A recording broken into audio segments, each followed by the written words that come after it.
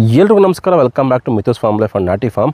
So ಇವತ್ತು ನಾವಿಲ್ಲಿ ಬಂದಿದ್ದೀವಿ ಅಂತಂದರೆ ಕೆರಗೋಡ ಹತ್ರ ಬಂದಿದ್ದೀವಿ. ಕೆರಗೋಡ ಹತ್ರ ಮಾರ್ಲಿಂಗನ ದೊಡ್ಡಿ ಅನಂತರಾವ್ ಅವರ ಸಾವಯವ ಕೃಷಿಕರು ಅವರ ತೋಟಕ್ಕೆ ಬಂದಿದ್ದೀನಿ. ತೋಟ ಅಂದರೆ ಕಬ್ಬಿನ ಗದ್ದೆಗೆ ಬಂದಿದ್ದೀನಿ. ಈ ಕಬ್ಬಿನ ಗದ್ದೆ ನೋಡ್ಬೋದು ನೀವು. ಕಬ್ಬು ಬಂದು ಎಕ್ಸಾಕ್ಟಾಗಿ ಒಂದು 3 ತಿಂಗಳಾಗಿದೆ. ನಾಟಿ ಮಾಡೋ ದಿವಸ ನಾನು ಬಂದಿರಲಿಲ್ಲ ನಾಟಿ ಮಾಡೋಕ್ಕೆ. ಸೊ ಇವತ್ತು ಬಂದಿದ್ದೀವಿ. ಕರೆಕ್ಟಾಗಿ 3 ತಿಂಗಳು ಕಬ್ಬಿದ್ದು.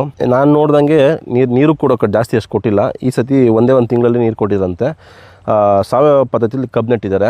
ಆರ್ಗ್ಯಾನಿಕಲ್ಲಿ ಬೆಳೆದಿರೋದು, ಬರೀ ಜೀವಾಮೃತ ಕೊಟ್ಕೊಂಡು ಬೆಳೆದಿರೋದು. ಅದ್ರ ಮಧ್ಯೆ ನಿಮಗೆ ಅಂತರ ಬೆಳೆಗಳನ್ನ ಹಾಕಿದ್ದಾರೆ.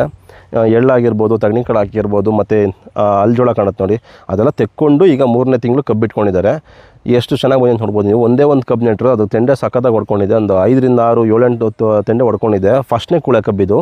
ಆ್ಯಕ್ಚುಲಿ ಇಲ್ಲಿ ಭತ್ತ ಬೆಳೀತಿರು, ಲಾಸ್ಟ್ ಟೈಮೆಲ್ಲ ನೋಡಿದ್ವಿ ನಾವು. ಸಾವಯವ ಭತ್ತ ಬೆಳೀತಿದ್ರು. ಈಗ ಒಳ್ಳೆ ಕಬ್ಬು ಬೆಳೆದಿದ್ದಾರೆ. ಬರೀ 3 ತಿಂಗಳಿಗೆ ನಿಮಗೆ ಒಂದು 5-6 ರಿಂದ ಕೂಳೆ ಬಂದಿದೆ. ಈ ಕಬ್ಬು ಕೂಡ ಸಖತ್ತಾಗಿ ಬಂದಿದೆ. ಬರೀ ಜೀವಾಮೃತ ಸ್ಪ್ರೇ ಮಾಡ್ಕೊಂಡು ಇದನ್ನು ಬೆಳೆದಿರೋಂಥದ್ದು.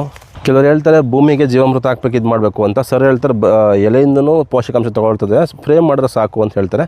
ನಾವು ಅದನ್ನೇ ಡಿಸ್ಕಸ್ ಮಾಡ್ಕೊಂಡು ಈಗ ರಾಗಿಯಲ್ಲಿ ಹಾಕಬೇಕು ಅಂತ ಇರೋದ್ರಿಂದ ಅದನ್ನು ಕೇಳ್ಕೊಂಡು ಮಾತಾಡ್ಕೊಂಡು ಬಂದ್ವಿ. ಇಷ್ಟೋ ತನಕ ಒಂದು 2-3 ಫಾರ್ಮ್ ಕೂಡ ವಿಸಿಟ್ ಮಾಡಬೇಕು.